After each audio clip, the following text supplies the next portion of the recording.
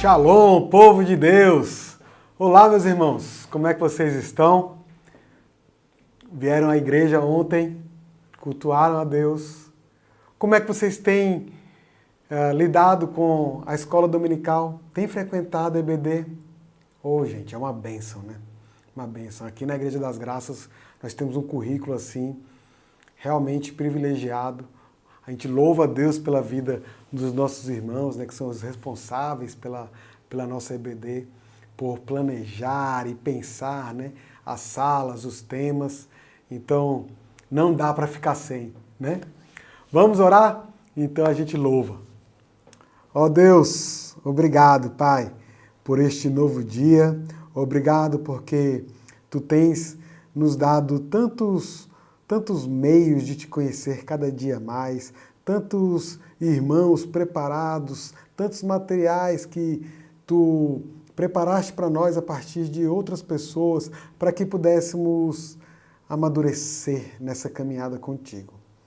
Pai, abençoa este momento de pastoreio, abençoa o louvor, abençoa os irmãos aqui presentes, por meio dessa interação online, que seja qual for o momento em que esse meu irmão, essa minha irmã assistir a esse vídeo, que ela possa sentir de Ti um aconchego, um afago, uma confrontação, mas enfim, que ela possa sentir de Ti o cuidado e o amor que Tu tens por nós.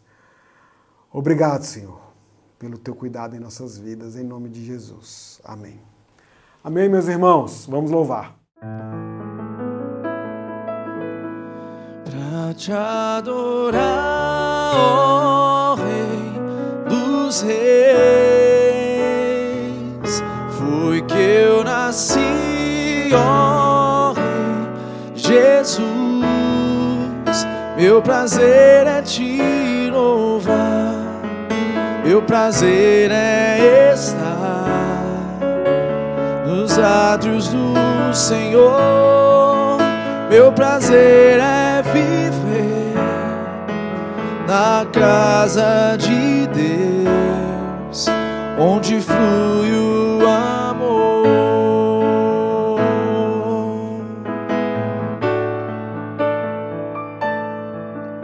Em espírito, em verdade, te adoramos,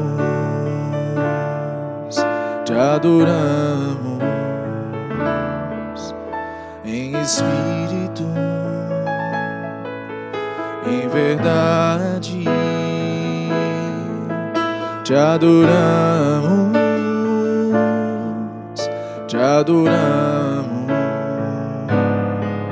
Rei dos Reis e Senhor, te entregamos nosso viver. Rei dos Reis e Senhor, te entregamos nosso viver pra te adorar, ó Rei dos Reis. Foi que eu nasci, ó Rei Jesus. Meu prazer é te louvar, meu prazer é estar nos átrios do Senhor. Meu prazer é viver na casa de Deus, onde flui o amor. Pra te adorar, ó Rei dos Reis. Foi que eu nasci, ó Rei Jesus. Meu prazer é te louvar, meu prazer é estar nos átrios do Senhor. Meu prazer é viver na casa de Deus, onde flui o amor,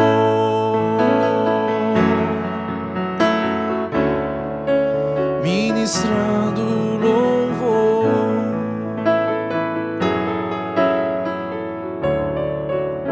onde flui o amor.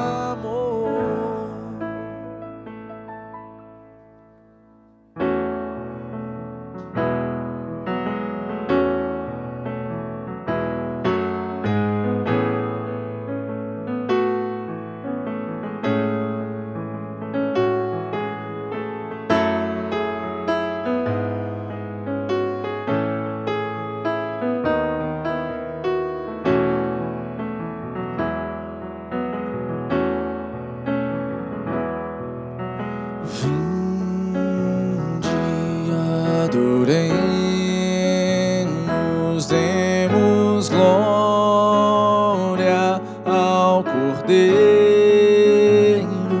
a Jesus Salvador, ressurreto Senhor, exaltemos,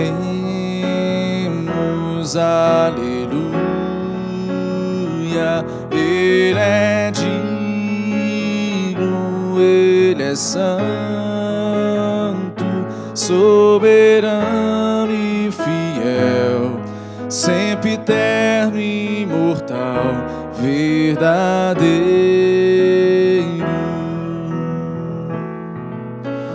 Bendito seja o teu nome, nome que é sobre todo nome.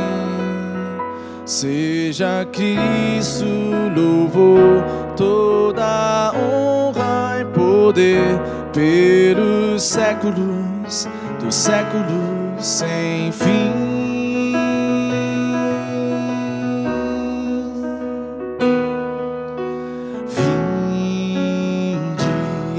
Adoremos, demos glória ao Cordeiro,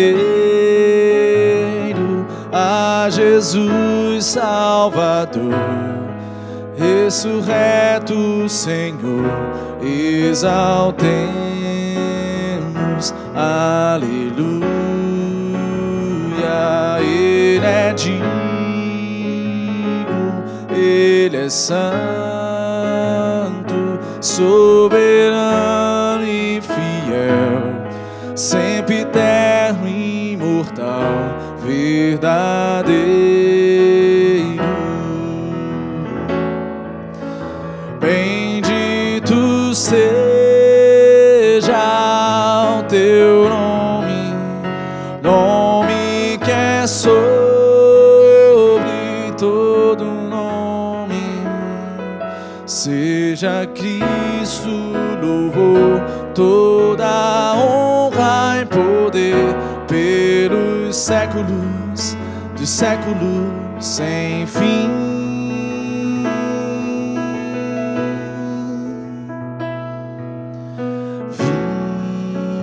Vinde, adoremos,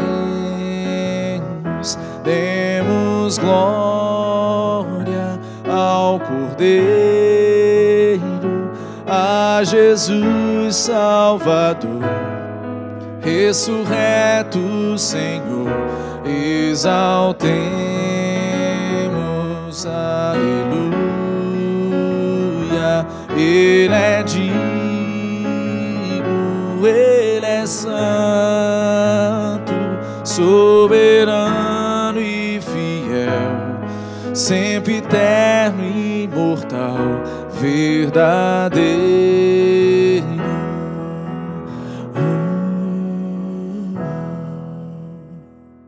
Bom, como é bom cantar louvores ao nosso Deus, não é não? Hoje nós estamos aqui para meditar em Números, capítulo 17. Uau, é rápido, né? A coisa caminha, a coisa vai avançando. E deixa eu falar uma coisa para vocês. Compartilha o link, chama a turma. Coloca o teu pedido de oração aí no chat também. A gente lê depois, a gente ora por isso, tá? Então, aproveita. A gente está com essa estrutura linda, mas também estamos sempre olhando para vocês aí, tá certo? Bom, meus irmãos, então deixa eu dar uma contextualizada o que estava acontecendo aqui no capítulo anterior, né?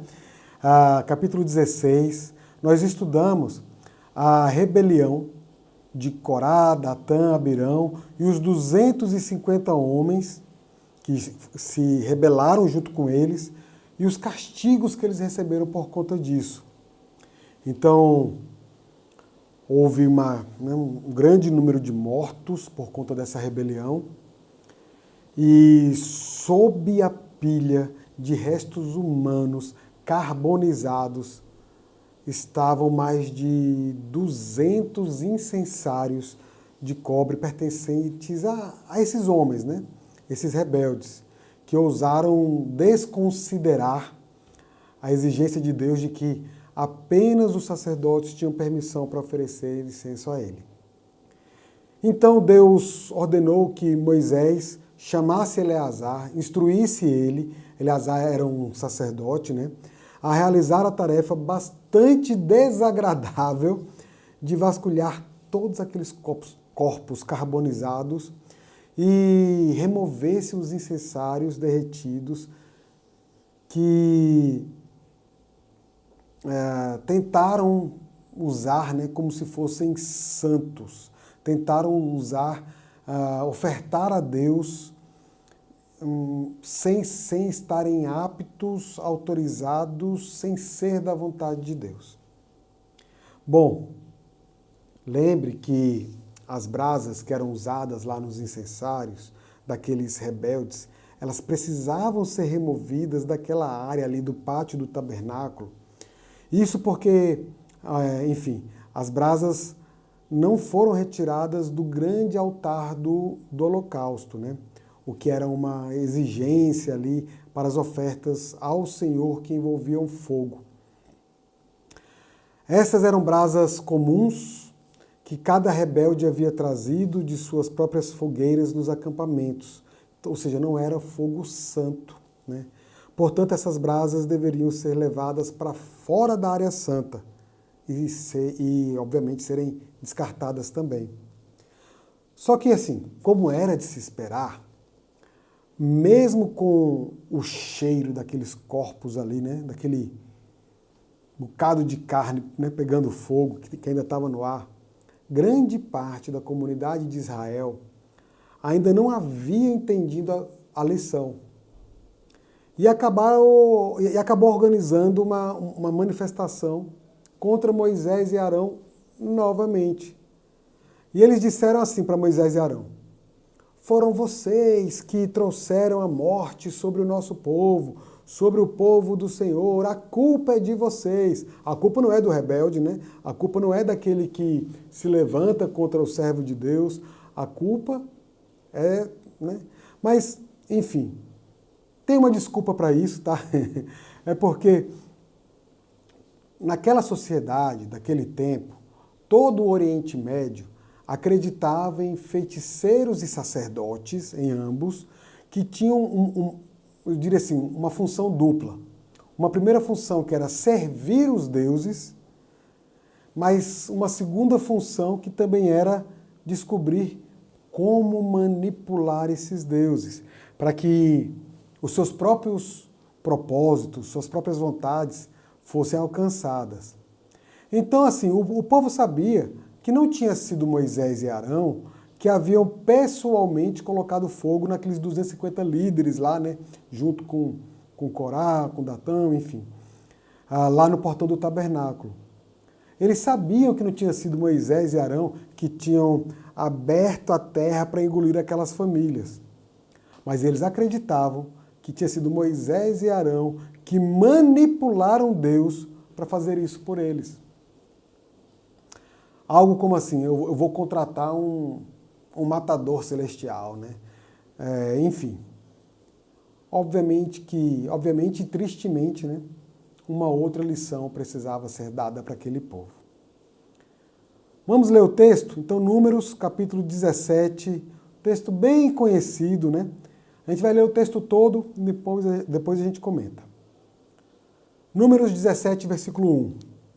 Disse o Senhor a Moisés: fala aos filhos de Israel e recebe deles bordões, um pela casa de cada pai de todos os seus príncipes, segundo as casas de seus pais, isto é, 12 bordões.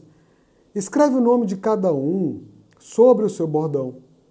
Porém, o nome de Arão escreverás sobre o bordão de Levi, porque cada cabeça de casa de seus pais terá um bordão. E os porás na tenda da congregação perante o testemunho, onde eu vos encontrarei. O bordão do homem que eu escolher, esse florescerá. Assim farei cessar de sobre mim as murmurações que os filhos de Israel proferem contra vós. Falou, pois, Moisés aos filhos de Israel, e todos os seus príncipes lhe deram bordões. Cada um lhe deu um, segundo as casas de seus pais, 12 bordões, e entre eles o bordão de Arão. Moisés pôs estes bordões perante o Senhor na tenda do testemunho. No dia seguinte, Moisés entrou na tenda do testemunho, e eis que o bordão de Arão pela casa de Levi brotara, e tendo inchado os gomos, produzira flores, e dava amêndoas. Então Moisés trouxe todos os bordões de diante do Senhor a todos os filhos de Israel, e eles o viram. E tomou cada um o seu bordão. Disse o Senhor a Moisés: torna a pôr o bordão de Arão perante o testemunho, para que se guarde por sinal para filhos rebeldes. Assim farás acabar as suas murmurações contra mim, para que não morram. Ou seja, as murmurações, mais uma vez, contra o Senhor. Versículo 11. E Moisés fez assim, como lhe ordenara o Senhor, assim fez. Então falaram os filhos de Israel a Moisés, dizendo: eis que expiramos, perecemos todos. Todo aquele que se aproximar do tabernáculo do Senhor morrerá. Acaso expiraremos todos? Que fechamento, né? Que drama, que peso que essa história tem aqui ao final. Mas vejam, meus irmãos, nós, como crentes, quando permanecemos apegados a caminhos, a práticas perversas desse mundo, ou a pessoas, né, perversas, pessoas que não conhecem a Deus, a gente acaba se colocando em um sério risco de sermos atingidos, vou dizer assim, como se fosse um dano colateral quando Deus julgar o mundo. O que eu quero dizer por apegados? Eu quero dizer assim, identificados, solidário com a causa. Ou seja, quando nós nos identificamos com os caminhos e pensamentos deles, coisas que vão contra a palavra de Deus, coisas que são más aos olhos de Deus, quando a gente concorda com isso, quer dizer que a gente está apegado às coisas do mundo, essas coisas perversas. Vejam, Deus, ele não é um Deus tolerante. Ele é, pelo contrário, quando a gente fala de pecado, ele é totalmente intolerante. Deus não tolera o pecado.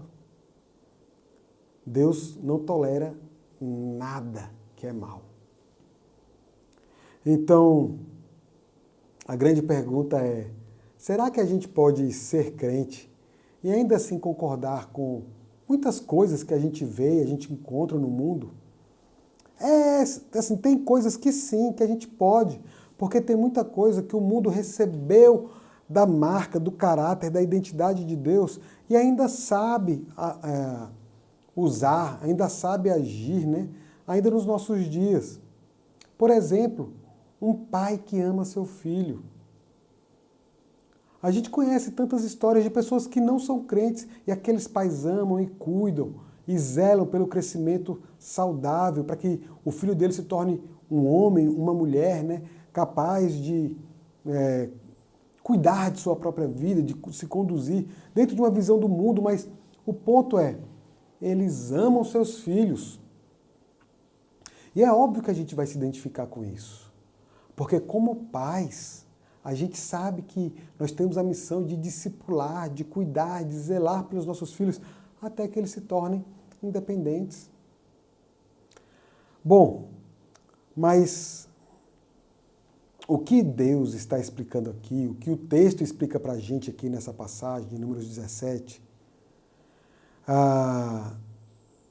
não é que a gente deve sair, né, por aí e criar, eu vou dizer assim, várias pequenas comunidades cristãs isoladas umas das outras e que não se misturam. Não.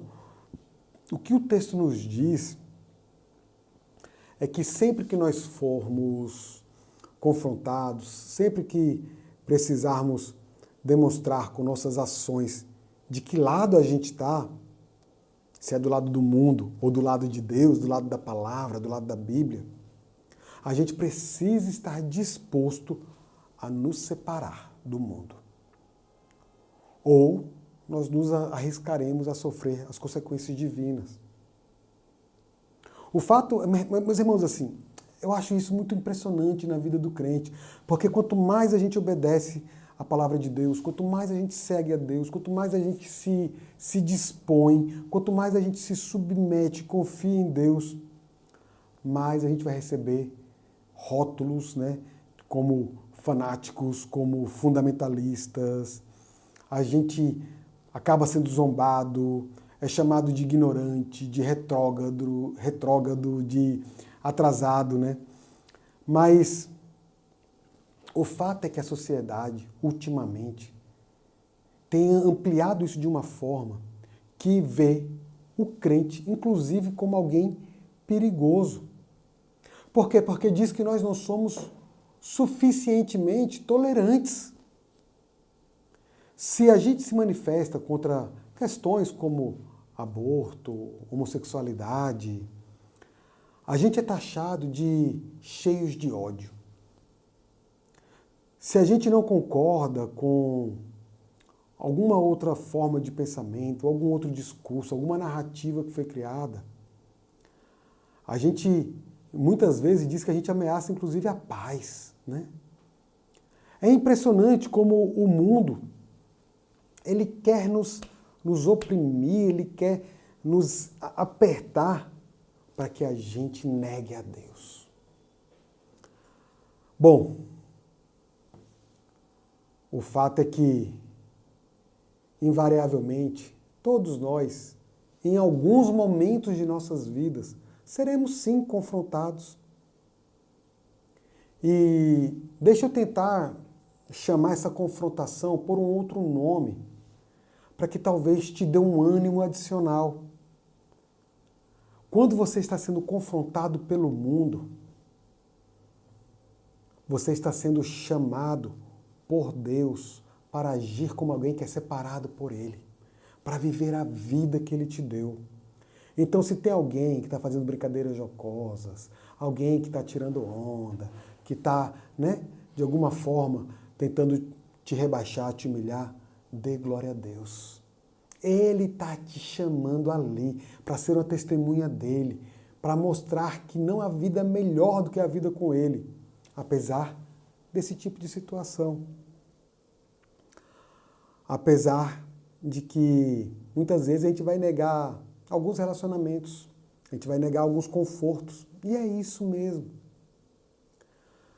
Se tem algo que eu poderia te pedir, né? Se tem algo que assim, no meu coração fica aqui para falar, afaste-se de qualquer identificação com aquilo que Deus diz que é impuro, aquilo que Deus chama de pecado. Porque a qualquer momento o julgamento de Deus há de chegar. E esse negócio vai alcançar aonde tem que alcançar, inclusive se for nos nossos corações. Um comentarista do Antigo Testamento, chamado Warren Wiersbe, ele afirma que, a fim de encorajar os cristãos de hoje, a serem filhos obedientes, o Senhor nos deu, né, alguns meios de graça. Então, primeiramente, Deus nos deu a sua palavra, a revelação completa, inerrante. Não falta nada a ser acrescentado, nem há nada que possa ser tirado. Deus se deu a conhecer plenamente para nós, para o que nos é cabido conhecer dele nas Escrituras. E eu posso falar para vocês, meus irmãos, sem sombra de dúvidas, sem nenhum receio, que tudo que a gente precisa conhecer de Deus está nas Escrituras, está na Bíblia. Não há nada, nem ninguém nesse mundo que seja superior às Escrituras.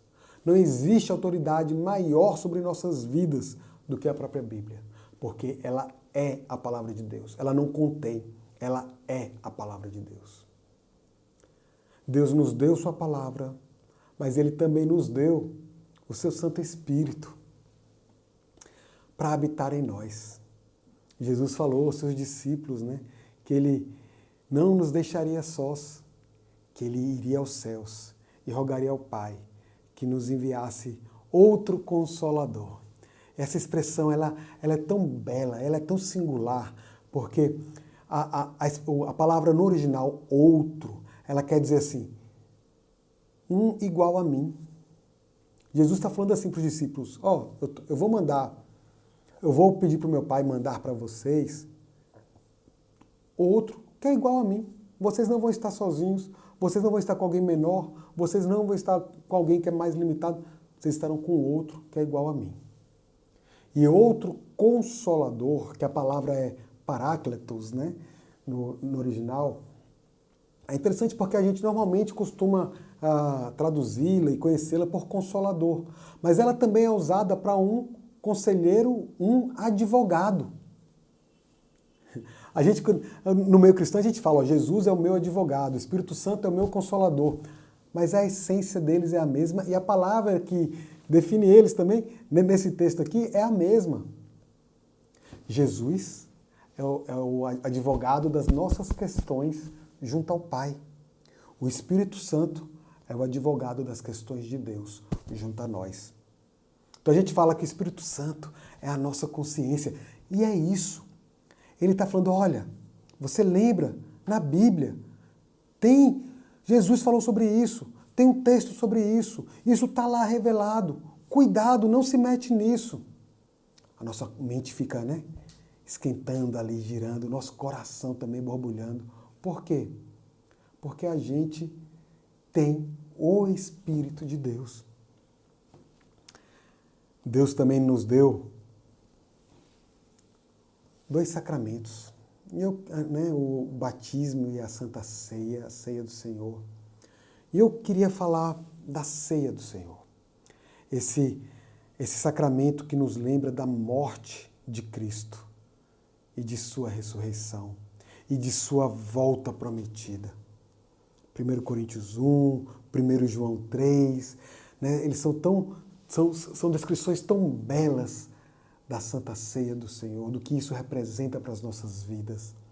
A gente entender que somos parte de um corpo, do corpo de Cristo, que as nossas vidas são impactadas umas pelas outras, que nós somos parte de um corpo do qual Cristo é a cabeça. Então, Deus nos deu o corpo, Deus nos deu uns aos outros, para que permanecêssemos obedientes a Ele. Mas Deus também nos deu essa intercessão de Jesus lá no céu, Ele junto ao Pai, intercedendo por nós, rogando por nós. Não há ninguém que assuma esse papel, porque ninguém consegue, ninguém na história da humanidade conseguiria, só Ele. Então, antes da gente julgar, o povo de Deus da antiguidade, a primeira coisa, o primeiro desafio que a gente tem, ao ler uma história como essa, e para os nossos relacionamentos no dia a dia, é examinar o nosso próprio coração. Buscar em Deus entender se nós estamos nos submetendo às Escrituras Sagradas, se nós estamos nos submetendo aos líderes que Ele colocou sobre nossas vidas, se nós estamos nos submetendo a Ele. Vejam, meus irmãos, Deus não nos deixou sozinhos. Ele nos deu o Espírito Santo. Ele nos deu uns aos outros. Ele nos deu líderes. Ele nos deu as Escrituras para que nós pudéssemos conhecê-lo, para que nós soubéssemos como seria a nossa vida, para que nós pudéssemos caminhar em direção a Ele diante de todas essas circunstâncias e situações do mundo. Às vezes no trabalho, às vezes alguém que é um empresário e no relacionamento com outros empresários parece que é o único diferente, é o único estranho, é o único que não concorda com essas coisas. E os colegas, né, ficam fazendo piadas, ficam às vezes até excluindo. Glória a Deus por isso, meu irmão. O mundo está vendo quem você é.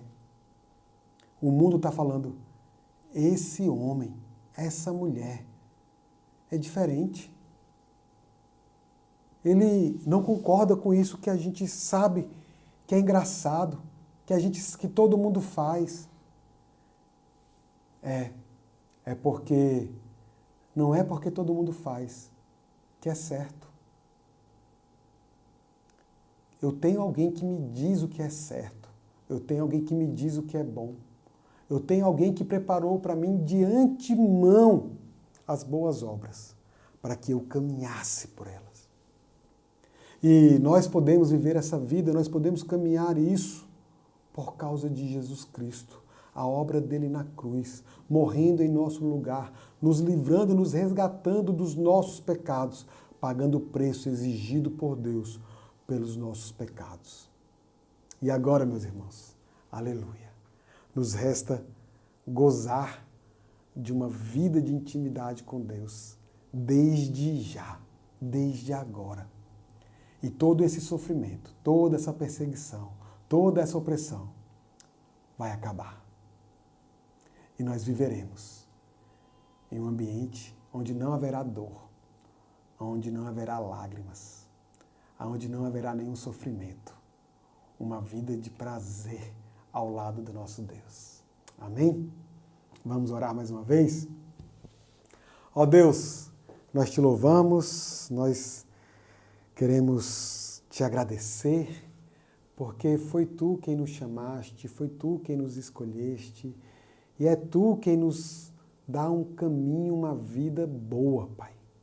Uma vida de prazer em ti. Diante de todas as circunstâncias, diante de todas as tribulações, do turbilhão de coisas acontecendo ao nosso redor, tu garantes a paz em nossos corações. Oh, meu Deus, isso seria impossível, eu nunca conseguiria por mim mesmo. Por isso eu te louvo, te agradeço, Pai. Tu és um Deus belíssimo, tu és maravilhoso.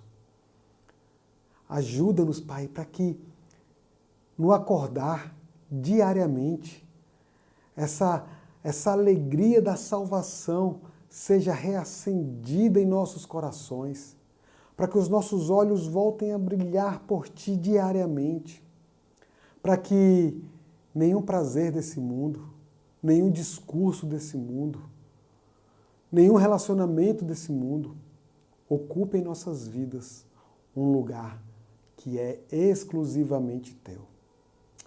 Obrigado, Senhor, por este dia, por esta semana, Pai. Livra-nos, Deus, do mal. Livra-nos, Pai, dos nossos próprios pecados. Perdoa-nos, Deus. Precisamos de Ti.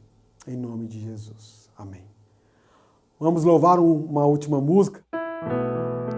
Tu és soberano sobre a terra, sobre os céus tu és Senhor absoluto.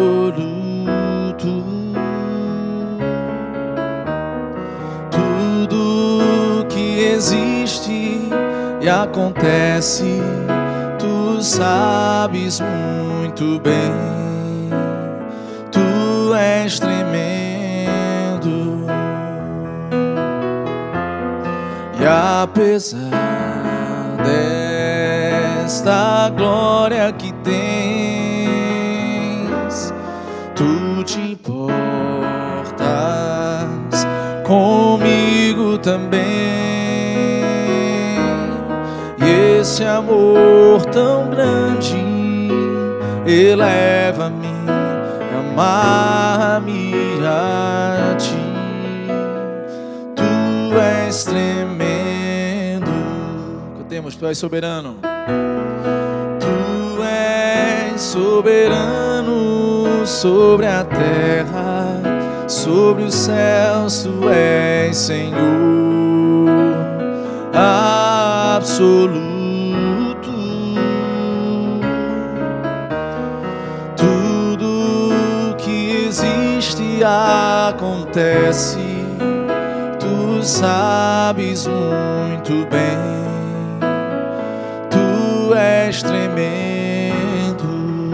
E apesar desta glória, e apesar desta glória que tens,